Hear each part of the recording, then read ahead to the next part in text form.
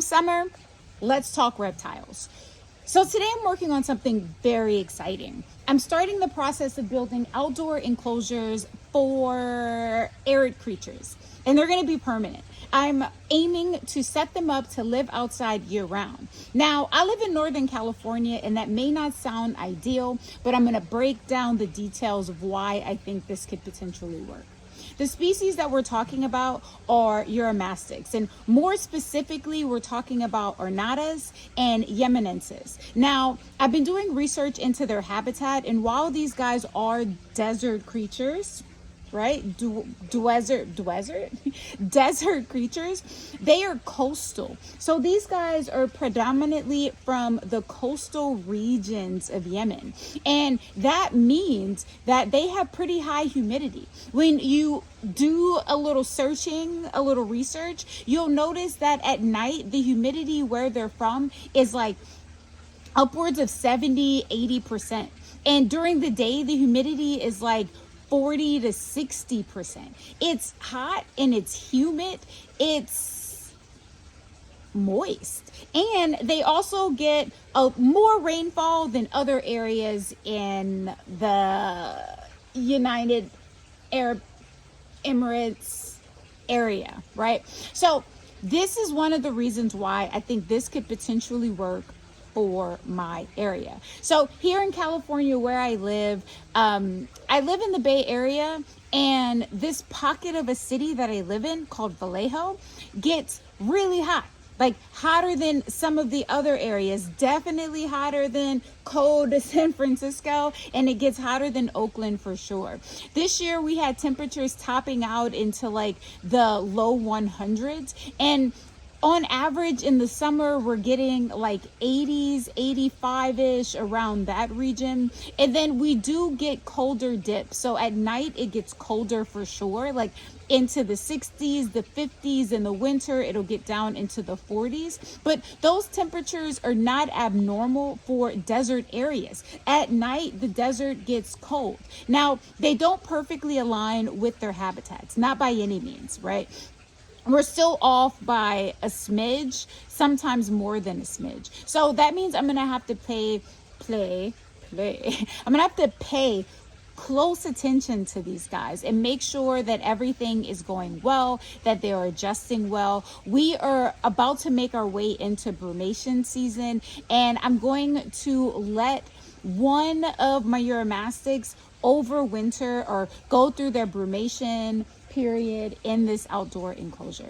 So I'm really excited. Other reasons I'm excited about this is that this enclosure is way larger than anything that I'm providing inside. We're talking about 6 feet by a little less than 4 feet and then 2 feet tall. So they're going to get a lot of area for running around, a lot more surface area. And I did contemplate the possibility of like sectioning the situation that I'm using off into 2 enclosures, but I really want them to have more space. So I'm going to do 1 Uromastyx and 1 enclosure. Okay, that's enough of this introduction. We're going to go ahead and start the process of putting things together. Let's get it.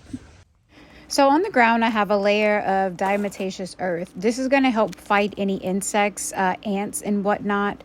I'm using this chicken wire to create a barrier so that nothing can dig in and nothing can dig its way out. I'm also holding it down with spikes, garden spikes, that's going to keep it nice and snug to the ground.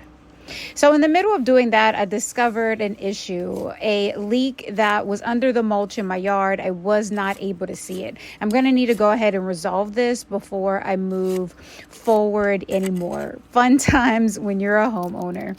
So I'll go ahead and dig it all out to see what's going on. There's sprinkler systems that run all through here, and I found that it was a broken sprinkler head that snapped off. It's a really easy fix. All I had to do was unscrew the remains of the broken sprinkler head and then replace it with a new one. This is going to go ahead and stop that leakage. I won't have to worry about that any longer. It's also going to make it a lot easier for me to water the plants in this area. So I'm using river pebbles in order to level out the space because this ground is not level. I'm going to go through a few bags of this, put it down, get it nice and smooth out, and this will give me a nice surface to work with, sitting the enclosure on top, or sitting the enclosure on top of this. It's just going to give me a nice surface to work with. Now it is going to bring up a few other issues that I'll have to address later, but for right now this will work. I'm making sure that the building pallet is large enough. And for the enclosure, I'm working with a chicken coop. So I saw someone else with this thing on social media and I thought, oh, this could be a good idea. So I'm going to go ahead and unbox it. And so far, taking it out the box, it felt sturdy enough. It's thin wood, so it's not going to be the sturdiest setup, but I think it's going to work really well for what I am going to use it for.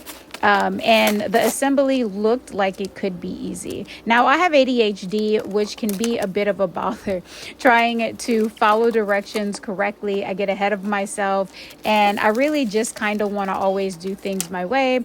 But I put this side on upside down. I had to disassemble it and then put it on its correct side and keep it moving. I can promise you this is not the only time that's going to happen in this build. So I take the structure and I move it into place. This is going to give me a good idea as to whether or not my measurements are correct, and it fit in pretty much the way I wanted it to. These damn floors, I struggled with them for about 20 minutes trying to get them in place. And then this is the moment when I realized what was wrong. I had the back panel on upside down, so I had to disassemble it and fix it. ADHD in full force. I was really struggling to get these panels in place. So I went in, I corrected that mistake. I was patient with myself and I went ahead and assembled it. I struggled with the panels a bit more, trying to get them in place. I thought that that was going to be a quick fix, and it wasn't. And then I realized what the problem was. I had the panels facing in the wrong direction. So once I got that resolved, I was able to slide them into place. Now, I tried these panels in multiple directions and I was not having any luck with it. And then I turned them one more time and it all just kind of clicked and came together the way I needed it to. The next step on this enclosure build was to add in the roof. So I carried this guy over. I'm honestly not 100% sure that I assembled this correctly. The instructions weren't clear. And I wasn't sure if I was supposed to screw the hinges into the inside of the enclosure, the back side, or the top of it. I decided to go with screwing it into the top, even though it was really hard to balance that and get it all in place. It was a bit of a struggle, but everything worked out, and functionally the top was doing exactly what it was supposed to do. So yeah, I'm fine with that. That was hard. Like, harder than it should have been. Sometimes ADHD is a curse. Other times it's a gift. And today was definitely one of those challenging days. So I was trying to finish up the walls when I realized I made another mistake. I put these side panels in inside out, so I needed to go ahead and correct that in order to put the outer wall, the last wall, in. The thing about ADHD, the gift and the curse, is one of the positive things is I'm really persistent. When I make mistakes and things don't quite go the way that I needed them to, I have no issue with correcting that mistake and continuing on with my path. If I quit every time it got hard or every time I messed up, I would never get anything done. So that's a positive note, and this thing is coming together. So I'm making pretty good progress so far. I'm almost done, actually. Even with all of my little mishaps along the way, I'm getting it done. I'm really stoked about this enclosure. It's so big for my Uromastyx to live in. I know you may be thinking, you're gonna put a Uromastic and air it next to a tropical space. Yes, I am. And for you folks that are gonna say, what about respiratory infections? It is literally almost impossible for a respiratory infection to happen for them outside. Why? Because all the contributing factors will not be able to come together. Respiratory infections are the product of too cold, too wet, and lots of bacteria, stagnant air.